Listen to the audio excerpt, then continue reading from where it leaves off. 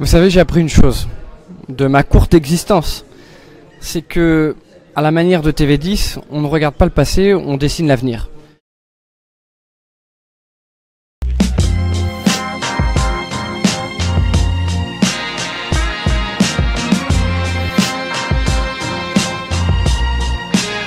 Donc on est en train de grignoter, de gagner, de fédérer. J'ai des convictions.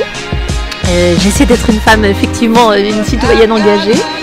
Et j'ai toujours ce souvenir que les rêves sont réalisables à condition d'entreprendre et de persévérer. Donc j'essaie d'entreprendre et de persévérer.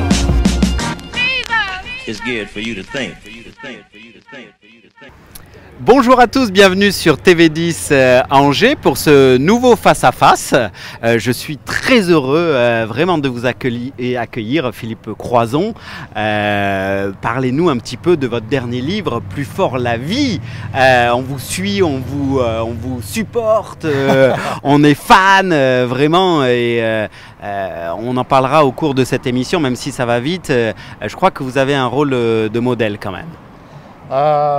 Je reçois beaucoup de lettres dans ce sens-là. Il y a beaucoup de gens qui m'écrivent en disant juste le mot merci par rapport aux aventures que j'ai pu mener, que ce soit en 2010, la traversée de la Manche, en 2012, les 5 continents, d'où ce livre, Plus fort la vie, avec une préface de Boris Cyrulnik, parce que dans ce livre, je traite de la résilience, à la fois de l'aventure d'avoir relié les 5 continents à la nage, qu'on a vécu avec les Papous, on termine en vivant avec les Inuits, et en même temps, je raconte un peu mon parcours de vie, l'accident, la reconstruction. C'est quoi la résilience parce que tout le monde connaît peut-être pas Boris Cyrulnik, c'est vrai que c'est lui qui est un peu à l'origine de l'explication au moins de ça en quelques mots. On va dire que la résilience, très court, c'est-à-dire être meilleur que ce qu'on était avant. C'est-à-dire qu'avant mon accident, on va dire j'étais là, j'ai eu mon accident, je suis tombé là, et après j'ai eu un parcours de résilience, c'est-à-dire j'ai eu un parcours de retour à la vie, de reconstruction, et aujourd'hui je dirais que je me trouve là, quoi. C'est très optimiste, c'est très optimiste. Aujourd'hui, grâce à la résilience, grâce à ma famille, mes amis qui m'ont toujours soutenu, je dirais que j'aime ma vie d'aujourd'hui. Elle est chouette, quoi. J'aime ma life. J'ai vécu pendant 10 ans, je l'explique aussi dans ce livre-là, j'ai vécu pendant 10 ans dans mon canapé, après l'accident, et après j'ai décidé de vivre. Et je me suis dit, mais il faut y aller, quoi, mon gars. Arrête d'attendre que les autres viennent vers toi, va les chercher. On se plaint trop, nous. On se plaint trop, les personnes dites valides, ou en général même. C'est compliqué de dire qu'on se plaint trop parce qu'il y a des situations qui sont vraiment difficiles. Moi, j'ai eu la chance, je le répète encore une fois, j'ai eu la chance d'avoir une famille, des amis qui m'ont soutenu, qui m'ont aidé. Mes parents, par exemple, ils ont créé une association pour m'aider. Grâce à mes parents, ma famille, mes amis. C'est l'amour, encore une fois, hein, c'est l'amour. Ils m'ont fait la chose la plus importante dans ma vie, ils m'ont fait mon autonomie.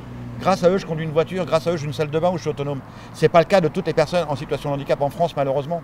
Et même le Dakar. Et même le Dakar. Alors là, on était complètement étonnés, ahuris. Je pense que ça donne des ailes finalement. Vous êtes régalés là. On a senti que vous. C'était dur, hein, quand même, hein. Ouais, je peux dire que je me suis régalé maintenant. Sur le terrain, je disais pas que je me suis régalé. Hein. Ah non, je pensais pas que ça allait être aussi dur. Hein. Ouais, franchement, en 1 an et demi de temps, on a monté le projet. C'est Susanna, ma compagne, un matin au réveil, elle m'a dit dis donc, ça fait 3 ans que tu fous rien, t'aurais pas envie de mener une aventure. Et j'ai dit bah, écoute, j'aimerais bien faire le Dakar. Et on est parti dans ce truc de fou. On a trouvé des ingénieurs, on a monté la voiture, je me suis entraîné un petit peu. Et je me suis retrouvé sur le Dakar. Et là, j'ai dit waouh, le choc, quoi. Déjà dès le 2e jour, je me suis retrouvé dans un frigo pendant 45 minutes pour me refroidir parce que j'étais en hyperthermie. Dans l'habitat qui faisait 66 degrés. Eh oui. Et il y avait 80% d'humidité, enfin c'était juste terrible, quoi. Et après, on est monté à 5000 mètres d'altitude. Et ça pendant pratiquement 12 jours. Vous avez envie d'arrêter? Non, on lâche rien. Ça, c'est pareil, je l'explique dans ce livre-là. Dans ma vie, il y a eu 2 fois où j'ai connu le renoncement et j'ai connu l'échec, 2 fois dans ma vie. C'est les 2 fois où j'ai voulu mettre fin à mes jours. J'ai voulu renoncer et j'ai échoué. C'est derrière. Ouais, bien sûr. Et après, et il y a aussi l'outil de résilience, l'humour. Alors ça justement, c'est vrai que on réfléchit d'ailleurs nous chez Sport et Citoyenneté à cette question de savoir pourquoi le handisport est pas assez diffusé à la télé. Il y a un problème de mentalité, il y a un problème de peur, et vous c'est vrai que par l'humour. Alors on en parlait tout à l'heure. Votre prochain bouquin, je crois, sera véritablement sur l'humour avec un titre déjà qui décape. C'est par là qu'on peut faire changer un peu le regard? J'en suis persuadé. Vous savez, je tourne aussi avec le programme Court Vestiaire sur France Télévisions, qui est un programme court de personnes handicapées qui se moquent du handicap. Et ça fait du bien, on en a besoin. Donc, et oui, mon prochain bouquin, il sort le 24 mai prochain. Et il est intitulé « Pas de bras, pas de chocolat ». Donc voilà, et je traite dans ce bouquin de l'humour pur et dur, des fois même l'humour qui fait mal, qui pique un petit peu. Oui. Donc je raconte des blagues sur le handicap, je raconte aussi mon parcours de vie, encore une nouvelle fois, sur les absurdités, sur les gens en situation de valide qui sont perdus par rapport à une personne handicapée. Oh, merde, comment je fais? Comment je l'interprète? Comment je lui parle? Mais normalement, je m'appelle encore Philippe, on m'a juste enlevé 4 morceaux, c'est tout. Oui. Je suis le même, j'ai pas changé. Donc voilà, c'est...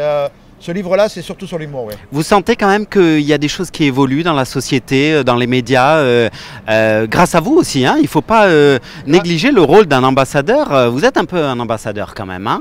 Vous avez signé d'ailleurs une tribune ou une lettre ouverte pour les candidats avec 16 personnalités concernées par le handicap, que ce soit Grand Corps Malade, Dominique Farrugia, des athlètes de haut niveau en situation de handicap. Voilà, on a signé une lettre ouverte en disant aux candidats, attention, là maintenant, on arrête de rigoler. Il faut vraiment un véritable ministère sur le handicap, une personne qui est capable de le gérer et il faut vraiment y aller. Moi, mon cheval de bataille, aujourd'hui, c'est l'accès à l'école. L'accès à l'école des enfants, l'accès à l'école de la République, à toute personne en situation de handicap de pouvoir aller à l'école. Parce que pendant des décennies, malheureusement, on a créé quoi? On a créé des personnes handicapées vivant des ressources de la société, vivant de la hache, de l'allocation adulte handicapé qui est sous le seuil de pauvreté, malheureusement. Et on n'a pas permis à des enfants d'aller à l'école. Et aujourd'hui, on a créé une loi qui dit à toutes les entreprises qu'il faut embaucher 6% de personnes handicapées à partir de 20 salariés.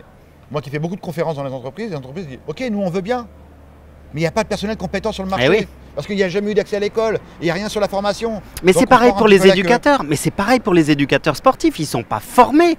Déjà, les infrastructures ne sont pas accessibles. On a fait une étude, 1% des infrastructures en France sont accessibles pour les personnes en situation de handicap. Et après, les éducateurs n'ont pas ça dans leur cursus. C'est quand même ahurissant. Il faut gueuler là, Philippe. Le but ultime, je pense que c'est d'abord changer le regard.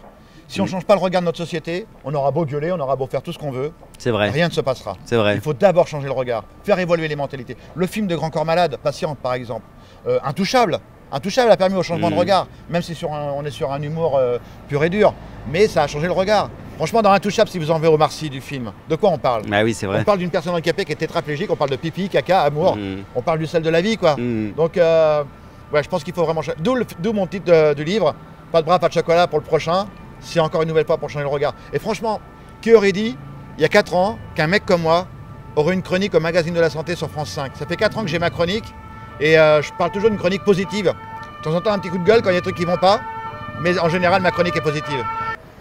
On est sur une web télé ici, TV10 Angers, et je sais aussi qu'il y a une web télé qui a un grand succès, Philippe, sur le sport, le handisport. Incroyable, ça fait changer aussi le regard, j'ai l'impression. C'est le but de cette web série qui s'appelle Vie mon sport. Donc je vous invite à taper sur internet Vie mon sport et d'aller voir cette web série. On vient de tourner la 3e saison. L'année dernière, on a fait 3 millions de vues. L'année dernière, le pitch était, on emmenait des jeunes à la rencontre de personnes en situation de handicap, des athlètes de haut niveau. De handisport. Et là, cette année, on a évolué, on amène des athlètes de haut niveau, comme par exemple Sylvain Chavanel, Rougerie dans le rugby, Catherine Destivelle dans l'escalade. Et ils vont à la rencontre d'un athlète handisport, il faut qu'il vive son sport. Et c'est une petite web-série de 3 minutes.